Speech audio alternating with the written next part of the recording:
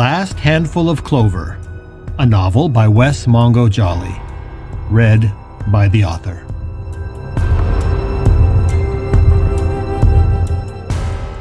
Book 3, The Stone in the Stream.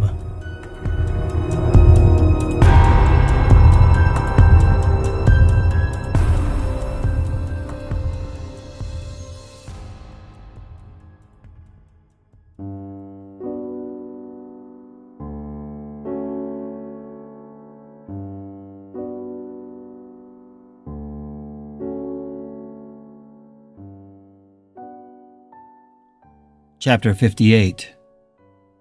Passage. June 16th, 9:03 p.m.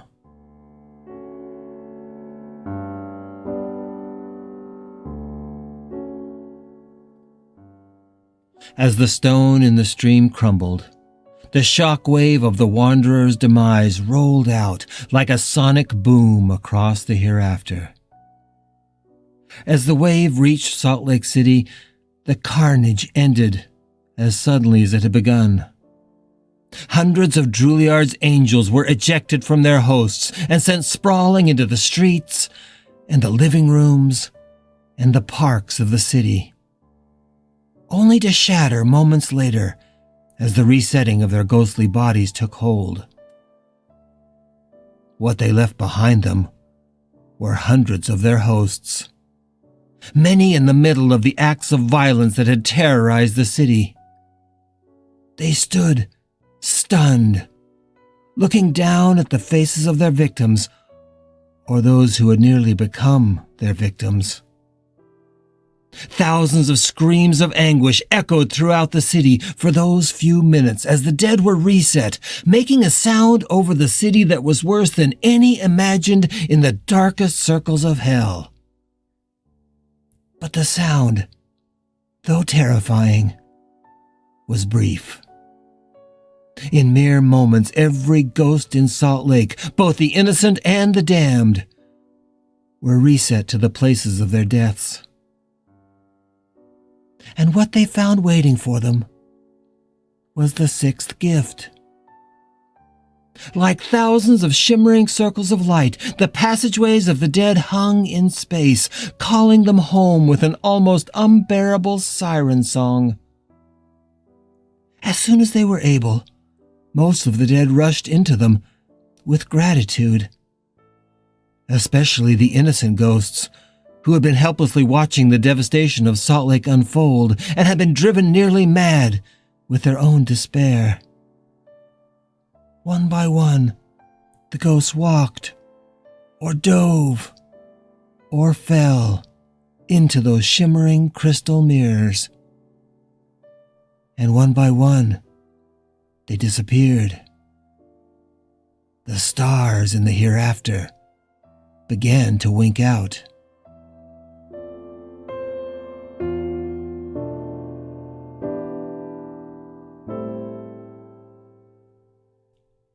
On top of the Wells Fargo building, Morgan Jensen opened her eyes, shocked that the bullet she had been expecting had not taken her life.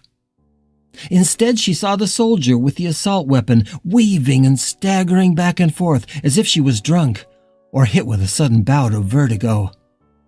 The woman came very near to pitching over the edge, but then she simply collapsed onto the roof.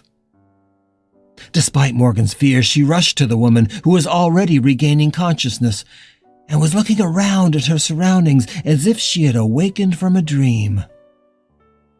As Morgan held the trembling woman, she was moaning and saying things that made no sense to the reporter. But still she listened and tried to understand. "Commander Deary," the woman said, please put down the gun. Please, sir, for God's sake."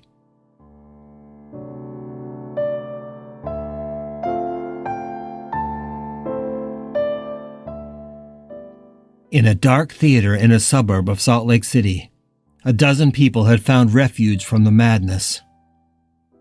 They cowered in the dark in twos and threes, huddled in the top row of seats, terrified of who might find them, terrified of each other, terrified of themselves. Once Bradley Seward was able to stagger to his feet, he could see their faces, illuminated in his gaze by the glowing and shimmering circle of golden light behind him. He stood in the 5th row, between the torn and partially burned screen at the front of the theater and the cowering bodies in the upper rows.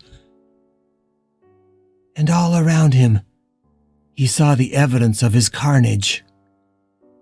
Blood splattered the seats and pooled between the aisles like spilled soda or melted chocolate. As he looked into the circle of shimmering light, he remembered everything. He remembered his own little girls and his wife. He remembered the feeling he had of losing control that fateful night as Maddie ripped his body away. And he remembered the teenagers that had fallen under his knife, as his own soul had screamed in anguish from the bottom of a deep and dark well, unable to stop what was happening. He stared at the blood at his feet, wondering if it were really there, or only a figment of his imagination. Perhaps it's only my guilty conscience, insisting that I face what I did. Bradley felt sadness and regret and loss. But more than anything else, he felt peace. He had always been a man of great faith, and he knew that if he stepped through that golden halo, he would walk into the arms of God. Not a fake God that wanted to use him as an instrument of destruction, but of a loving God, a God of peace, a God of compassion. Will I ever be forgiven? He wondered. He didn't have the answer to that question, but it didn't matter. He had already found something more important than forgiveness or redemption. He had found his release. He saw it in his reflected, shimmering face as he stared into the eternal depths of the passageway. "I'm sorry," Bradley said to the people in the theater, who could neither accept nor reject his apology. And then he stepped into the circle of light, which closed behind him and disappeared.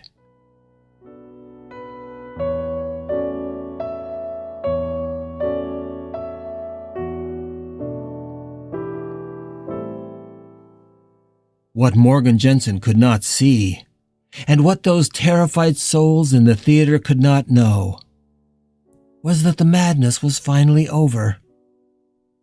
It wouldn't be until the next morning that anyone in the city would truly allow themselves to believe that their nightmare had ended, as they emerged blinking from wherever they had hidden. And as the fear dissipated, the anguish would begin. And it would only grow as they searched for loved ones and wailed over the bodies of the dead.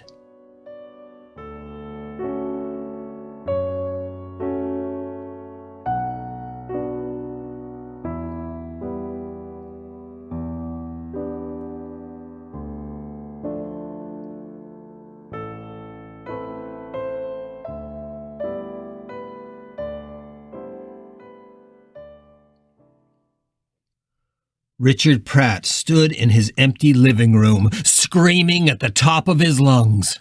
He smashed his hands over and over into the plush carpet, which still felt like concrete against his raw hands. He tried over and over to scream Keith's name into the empty house, but no words of any kind would come. Not even the name of the man he had loved more than any other in his life. It was almost as if the gunshot Keith had taken to his belly had also stolen Richard's voice, even his ability to use language. All that remained of Richard Pratt was his anguish and his rage. shimmering in the air above him, hiding the red tree on the wall, was his way out, and he felt it beckoning to him. For long moments he struggled against his own body, which wanted to hurl itself into the light on the vague hope that it might mean an end to his suffering. The passageway called to him, and his limbs trembled, wanting to obey. But he was stopped by something far stronger. Something that Richard could not name or identify. Finally, in desperate anguish, he turned his back on the shimmering portal and just wailed into the unforgiving carpet. He was alone, and the red stains under his hands and knees would not reflect even the slightest echo of his cries. It absorbed his despair, as if it was thirsty for his tears. Through his pain, Richard could still see the hereafter in his mind, the way Twila had taught him to see it. It was still a yellow field full of red and turquoise stars. But slowly, the stars began to wink out, and the image of it distracted him from his own pain. The sight was mesmerizing. First it was just a few, and then the stars disappeared more rapidly, like 1,000 Christmas lights burning out, one after another. It's really happening, he thought. The hereafter is dying. The ghosts are going home. And go home they did. Most, but not all.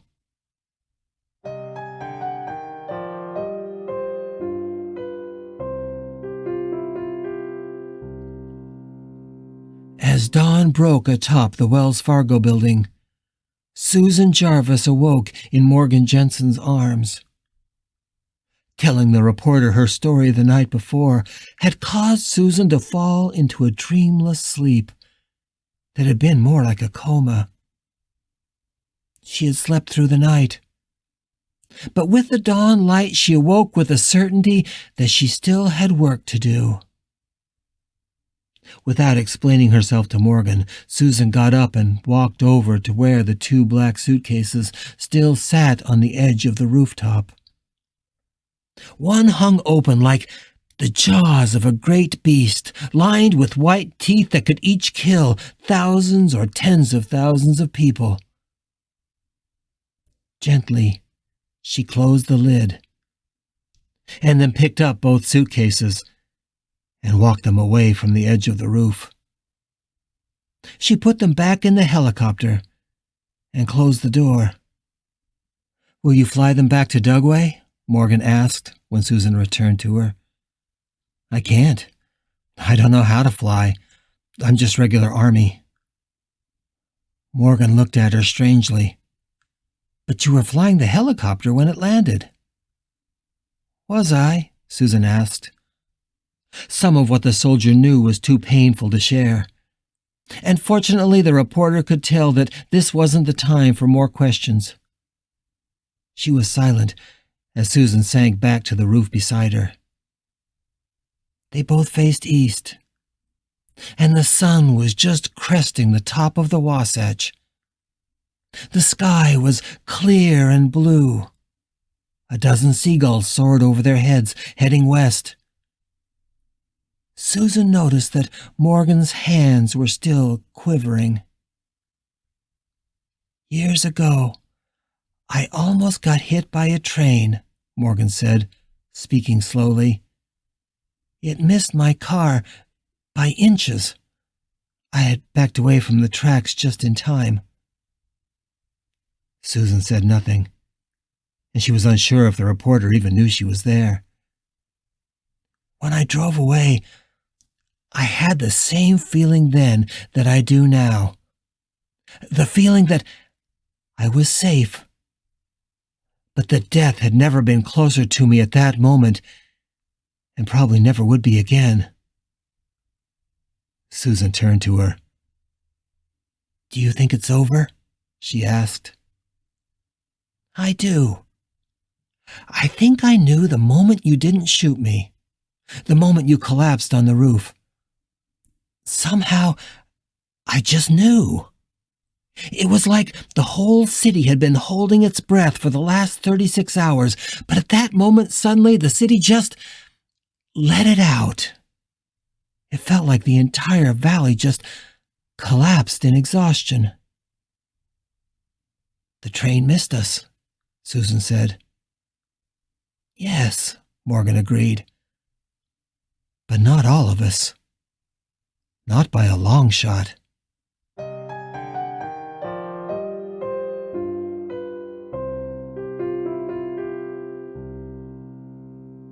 As the sun climbed over the Wasatch, Billy Travers stood in the foothills, wondering how long his passageway would remain open. He wanted to go. He needed to go. But he was torn. Richard, where are you?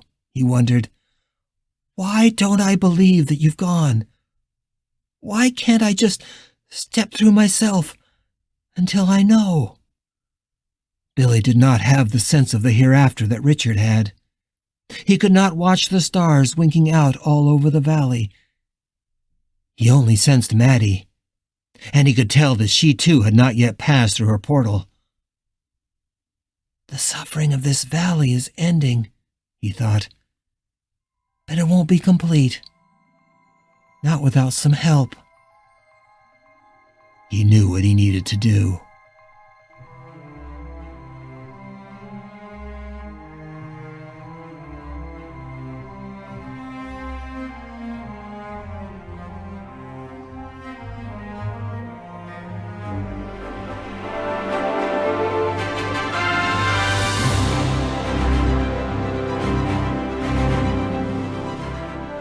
You're listening to The Last Handful of Clover, a novel by Wess Mongo Jolley. If you're enjoying this audiobook, please consider supporting the author on Patreon. That's patreon.com/Wess Mongo Jolley. And for more information, check out the author's website at wessmongojolley.com. That's WESSMONGOJOLLEY.com. Thanks for listening and stay tuned for more episodes.